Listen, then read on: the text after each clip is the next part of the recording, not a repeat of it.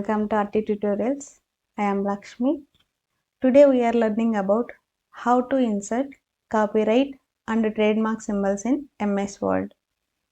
Shortcut keys ni use చేసి మనం copyright and trademark సింబల్స్ని MS వర్డ్లో ఎలా ఇన్సర్ట్ చేయాలనేది ఇవాళ క్లాస్లో నేర్చుకుందాం.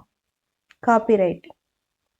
The copyright symbol generally is written as C in the inside of a circle. Copyright symbol కోసం మనం కీబోర్డ్లో Ctrl+Alt+C ప్రెస్ చేయాలి. Ctrl+Alt+C ప్రెస్ చేయాలి. ట్రేడ్మార్క్ సింబల్స్ అయిన రిజిస్టర్డ్ సింబల్కి మనం Ctrl+Alt+R ప్రెస్ చేయాలి. Ctrl+Alt+R ప్రెస్ చేయాలి. ట్రేడ్మార్క్ సింబల్ కోసం Ctrl+Alt+T ప్రెస్ చేయాలి. కాపీరైట్కి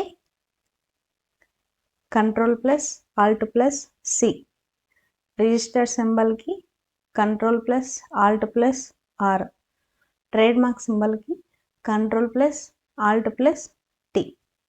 వీటిలో R అండ్ TM గురించి తెలుసుకుందాం.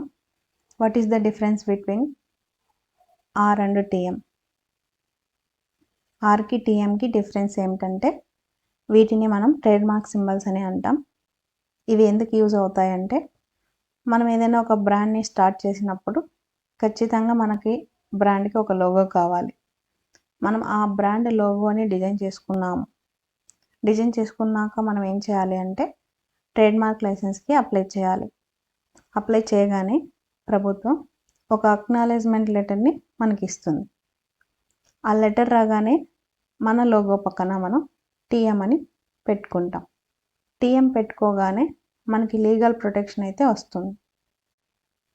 మనం ట్రేడ్మార్క్ లైసెన్స్కి అప్లై చేయగానే ప్రభుత్వం ఒక ప్రొఫైల్ని పబ్లిక్ డొమైన్లో పెడుతుంది. సో మనకి 18 to 24 months టైం ఇస్తుంది.